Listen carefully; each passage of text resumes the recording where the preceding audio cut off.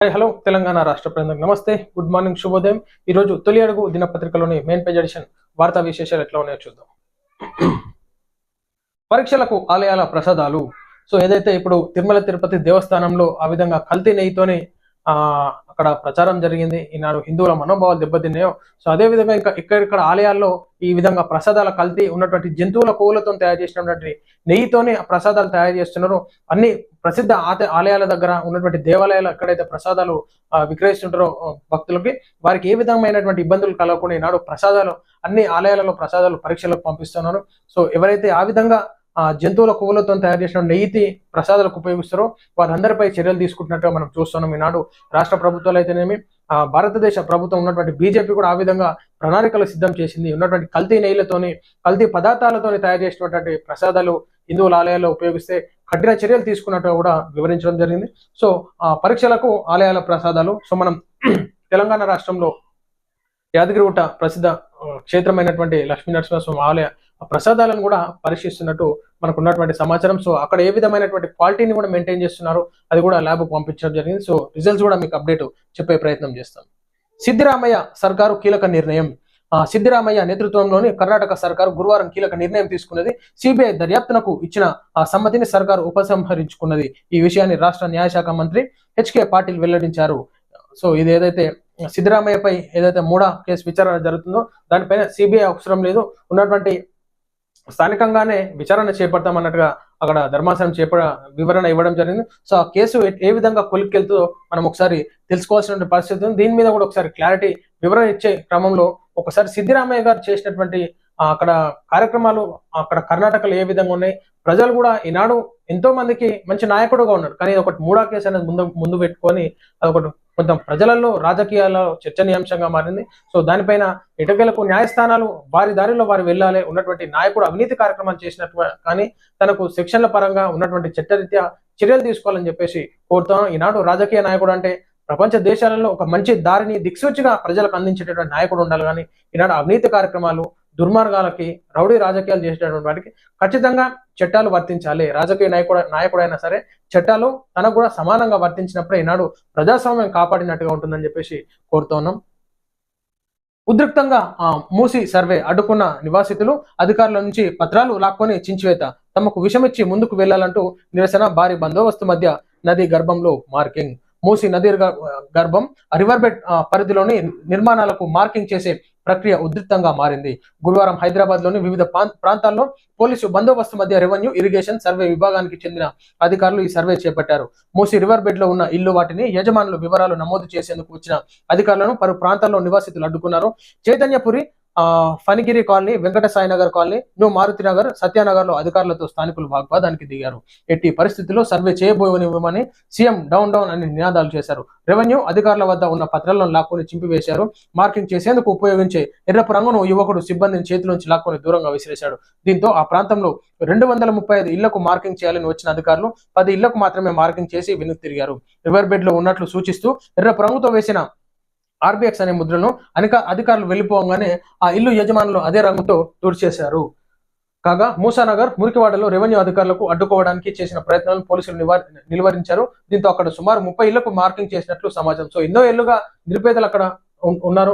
మూసి ఏదైతే కాలువలు ఉంటాయో దాన్ని అక్కడిక్కడ లెఫ్ట్ హ్యాండ్ రైట్ లో, కానీ వాళ్ళకి ఏ విధంగా వాళ్ళకి గృహాలను ఇవ్వబోతున్నారు, వాళ్ళకి ఖచ్చితంగా హామీలను ఇచ్చి వాళ్ళకు వేరే దగ్గర స్థానాలను ఏర్పాటు చేసినాకనే ఈనాడు తొలగించే ప్రక్రియ చేపట్టాలి. సో మార్కింగ్ చేయగానే వాళ్ళు భయభ్రాంతులకు గురవుతారు. చిన్నపిల్లలు, వృద్ధులు, హార్ట్ అటాక్ పేషెంట్స్ ఉంటారు, బీపీ షుగర్లు ఉన్నటువంటి ముసలాళ్ళు ఉంటారు. సో వాళ్ళు ఆవేదనకు గురై ప్రాణాలు కూడా పోయేటటువంటి అవకాశాలు ఉన్నాయి. కాబట్టి వారి జీవితాలు అంతంత మాత్రంగానే ఉంటాయి. ఈనాడు డెవలప్మెంట్ లో భాగంగా చేయొచ్చు, కానీ వారికి వేరే దగ్గర ఖచ్చితమైనటువంటి గృహాలను ఏర్పాటు చేసి ఇవ్వాలి.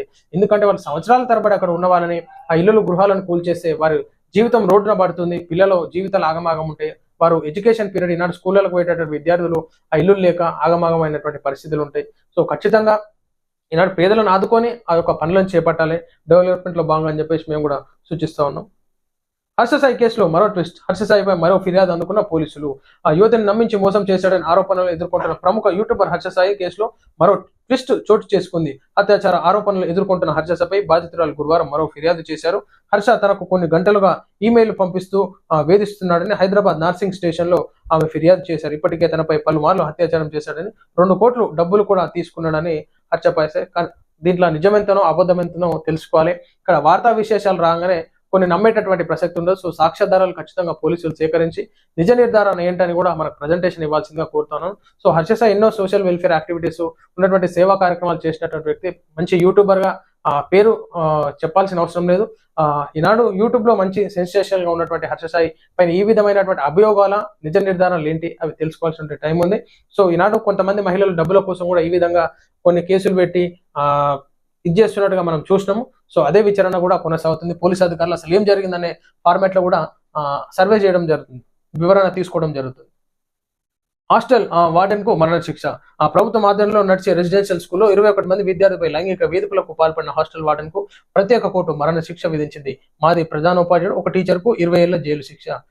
ఇట్లా ఈ విధంగా నిజానికి వేధిస్తే ఇటువంటి హాస్టల్ వార్డెన్ అంటే చిన్న చూపు చూసేటటువంటి అగ్రవర్ణాల వాళ్ళు కూడా ఈనాడు రేప్ కేసులు దాడులకు పాల్పడుతున్నారు. వాళ్ళపైన కూడా చేయాలి. ఈనాడు ఒక అమాయకుడు సరే తప్పు చేసి ఉండొచ్చు, కానీ ఈనాడు మరణ శిక్ష విధిస్తున్నారు. అదే విధంగా అగ్రవర్ణాలు ఎవరైనా చేసినా కానీ అదే విధంగా చేయాలి. ఈనాడు వాళ్ళకు ఒక న్యాయం, వీళ్ళకు ఒక న్యాయం ఉండదు. ఖచ్చితంగా కఠిన చర్యలు చేపట్టాలి. అమ్మాయిల పైన అఘాత్యాలు చేయడం కానీ, ఉన్నటువంటి దాడులు చేయడం కానీ, వేధించడం కానీ చేస్తే ఆ విధంగా శిక్షలను అమల్లోకి తీసుకొచ్చి శిక్షను విధించాలి. కానీ ఈనాడు అగ్రవర్ణాలకు ఒకలాగా, నిరుపేదలకు ఒకలాగా చేస్తే మాత్రం అది ఖచ్చితంగా వర్తించదు. ఎందుకంటే ఈనాడు న్యాయస్థానాలు అందరికీ ఒకటేలాగా న్యాయం వర్తించాలి, అందరికీ ఒకేలాగా సెక్షన్స్ వర్తించాలి. అప్పుడే ప్రజాస్వామ్యంలో మంచి వాల్యూస్ ఉంటాయి. సో ఉన్నటువంటి న్యాయస్థానాల పైన కూడా ప్రజలకి గౌరవం ఉంటుంది. ఫార్మాసిటీ రద్దు వెనుక 1000 కోట్ల కుంభకోణం. హైదరాబాద్ ఫార్మాసిటీ రద్దు వెనకాల 1000 కోట్ల కుంభకోణం జరుగుతుందని BRS working president Sircilla MLA KTR సంచలన వ్యాఖ్యలు చేశారు. ఇది పక్కా రియల్ ఎస్టేట్ దందాన్ని కేటీఆర్ ఆరోపించారు. రాజన్న సిరిసిల్లలోని బీఆర్ఎస్ భవన్ లో కేటీఆర్ మీడియాతో మాట్లాడుతూ ఫార్మాసిటీని రద్దు చేస్తామని చెప్పి కాంగ్రెస్ పార్టీ చాలా స్పష్టంగా ఎన్నికలకు ముందు చెప్పింది. ఇబ్రహీంపట్నం, మహేశ్వరంతో పాటు ఇతర ఏదైతే ఫార్మాసిటీని ఏర్పాటు చేసినటువంటి రైతుల నుంచి తీసుకున్న భూములను తిరిగి రైతులకు ఇచ్చేస్తామన్నట్టుగా చెప్పడం జరిగింది. మరలా ఇప్పుడు ఇవ్వకపోవడం, దాంట్లో ఫోర్త్ సిటీ ఏఐసిటీ దీన్ని నిర్మిస్తున్నట్టుగా మరి చెప్పడంతో ఈనాడు కేటీఆర్ గారు రైతులకు తిరిగి ఆ భూములను ఇచ్చేసేయాలి, ఏ విధంగా మరి దాన్ని ఉపయోగంలోకి తీసుకొస్తున్నారు. దీంట్లో కోట్ల కుంభకోణం జరుగుతుంది. రియల్ ఎస్టేట్ బడా వ్యాపారవేత్తలకు దీంట్లో స్థానాలను కల్పించబోతున్నారు. సో ఇది నిర్వీర్యం అయిపోతుంది. ఉపయోగంగా లేకుండా మరి రైతుల దగ్గర నుంచి తీసుకున్నటువంటి భూమిని వాళ్ళకే కేటాయించాలని చెప్పడం జరుగుతుంది. సో అది ఏ విధంగా ముందుకెళ్తుంది, దాంట్లో ఫార్మాసిటీ కన్స్ట్రక్షన్ అవ్వబోతుందా, ఏం జరుగుతుంది అన్నట్టుగా మనం తెలుసుకోవాల్సిన విశేషం. లడ్డూలో పలాస, జీడిపప్పు. తిరుమల శ్రీవారి లడ్డు వ్యవహారం దేశవ్యాప్తంగా పైన దుమారం లేపింది. మహాప్రసాదం తయారీలో వాడే నెయ్యి మాత్రమే కాదు, జీడిపప్పు, యాలకులు, కిస్మిస్ వంటివన్నీ నాసి రకమే వాడారని విజిలెన్స్ అండ్ ఎన్ఫోర్స్మెంట్ విభాగం దర్యాప్తులో తేలడంతో ఏపీ ప్రభుత్వం అప్రమత్తమైంది. దీంతో శ్రీవారి ప్రసాదాల తయారీకి వాడే వస్తువులను సరఫరా చేసేందుకు టీటీడీ కొత్తగా బిడ్లను పిలిచింది. సో ఖచ్చితంగా ఏదైతే ఆ నాణ్యత ప్రమాణాలను పాటిస్తూ ఈనాడు లడ్డూని ఆ తయారీలో విశిష్టంగా దాన్ని ఏర్పాటు చేస్తూ, అదేవిధంగా నూతనంగా ఏర్పాటు చేస్తూ దాంట్లో అన్ని క్వాలిటీని బిల్డప్ చేసే విధంగా లడ్డూని తయారు చేశారని చెప్పేసి అక్కడ అధికారులు కూడా నిర్ణయాలు తీసుకోవడం జరిగింది. రెడ్ బుక్ అమలు స్టార్ట్ అయ్యింది. ఇచ్చిన మాట ప్రకారం ఇప్పటికే రెడ్ బుక్ అమలు ప్రారంభమైందని ఏపీ మంత్రి నారా లోకేష్ తెలిపారు. ఎవరైతే చట్టాన్ని ఉల్లంఘించారో వారికి శిక్ష తప్పదని చెప్పిన మాటకు కట్టుబడి ఉన్నామని తెలిపారు. సో ఎవరైతే ఈనాడు రాజకీయంలో కూడా సొంతంగా టీడీపీ పార్టీలో తప్పు చేసిన వారిపైన కూడా చర్యలు తీసుకోవాలన్నట్టుగా నారా లోకేష్ గారు చెప్పడం జరుగుతుంది. సో రాజకీయ విలువలను కాపాడడానికి ఈనాడు రెడ్ బుక్ అనేది నారా లోకేష్ గారు ముందుకు తీసుకురావడం జరిగింది ప్రస్తావన.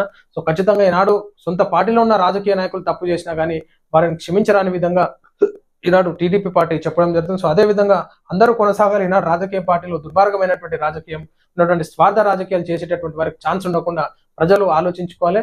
ప్రజలు మేనిఫెస్టోలు ఇవ్వాలి. ఈనాడు ఏదైతే గూండా రాజకీయాలు చేస్తున్నటువంటి రాజకీయ నాయకులకి రాజకీయంలో ప్రవేశం ఇవ్వకుండా, పార్టీలో సభ్యత్వం కూడా ఉండదు, పార్టీలో నుంచి సస్పెండ్ చేయాలని చెప్పేసి చేస్తే అప్పుడే రాజకీయ విలువలను కాపాడినట్టుగా ఉంటుందని చెప్పేసి తెలియజేస్తూ ఉంటున్నాం. కాలోజీ హెల్త్ వర్సిటీని తప్పుపట్టిన హైకోర్టు. ఓ విద్యార్థిని డెహ్రాడూన్లోని సైనిక పాఠశాలకు రాష్ట్ర కోటాలో ఎంపిక చేసిన ప్రభుత్వం ప్రస్తుతం అతడు స్థానికుడు కాదంటూ స్థానిక కోటా కింద ఎంబీబీఎస్ ఏదైతే విద్యార్థిని డెహ్రాడూన్లో సైనిక పాఠశాలకు రాష్ట్ర కోటలు ఉన్నట్టుగా కాలోజీ హెల్త్ వర్సిటీని తప్పుపట్టిన హైకోర్టు అన్నట్టుగా మనం ఇక్కడ వివరణ చూడొచ్చు. సో ఇది ప్రజలారా మనం చూస్తూ ఉన్నాం ఈ రోజు తొలి అడుగు దినపత్రికలోని మెయిన్ పేజ్ ఎడిషన్ వార్తా విశేషాలు. నమస్తే.